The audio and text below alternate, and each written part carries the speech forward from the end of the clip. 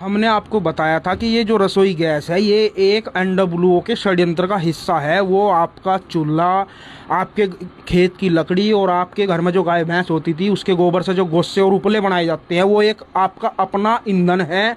आप उसके मालिक को किसी से पूछना नहीं पड़ता। लेकिन रसोई गैस अगर आपको ना मिले, जो लोग शहरों में रहते हैं, जो गैस के भरोसे होटल चल रहे हैं, रेस्टोरेंट चल रहे हैं, जो ठेली टपरी लगा करके अपना गुजर बसर कर रहे हैं, वो लोग अब अपने उस रोजगार को, उस काम धंधे को बंद करने कगार पे आ चुके हैं। कारण सिर्फ यही है कि हमने अपनी व्यवस्था किसी दूसरे व्यक्ति के हाथ में दे दी। यानी एलपीजी गैस कोई दूसरा व्यक्ति, कोई दूसरा देश हमको देगा, तब हमारे घर तक पहुंचती है, तब रोटी बनेगी, तब पेट के अंदर जाएगी, तब पेट भरेगा।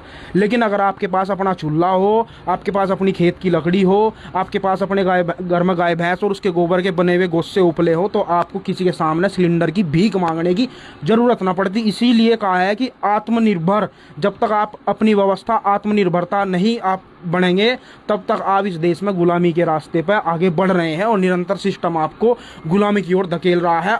मनमानी तरीके से आपकी जेब से पैसा भी वसूला जाएगा, तब आपको रसोई गैस मिलेगी या नहीं भी मिल सकती है, या किल्लत ज़्यादा हो सकती है, या फिर गैस लेने के लिए आपको अपना काम धंधा, अपने दफ्तर से छुट्टी भी लेनी पड़ सकती है। यानी जितने रुपए का सिलेंडर नहीं, उतने रुपए का आप काम छोड़ कर जाओगे तब आपको गैस मिलेगी। यही हाल हुआ था पीछे कुछ समय पहले की खेती करने के लिए यूरिया नहीं मिल रहा था। यूरिया लेने के लिए भी जो है लाइनें लगती थी सुबह 4-4 बजे। अस्पतालों में आप देखिए टेस्ट कराने के लिए, नाम लिखाने के लिए लाइनें लगी है। नोटबंदी में इन्होंने लाइन लगवाई थी, कोरोना में इन्होंने ऑक्सीजन के लिए लाइन लगवाई थी, तो लाइन में देश लगा पड़ा है। तो आपकी अपनी व्यवस्था, आपके पास अगर अपना चूल्हा नहीं है तो उसकी व्यवस्था कर लीजिए, क्योंकि आने वाले समय में ये बहुत बड़ा संकट देश के लिए बन सकता है। और अगर आपके पेट में अन्न नहीं होगा तो आपसे ये सरकार, आपको चाहे जिस तरीके से बंदर की तरह आपको नचाना चाहिए, आपको नाचना पड़ेगा।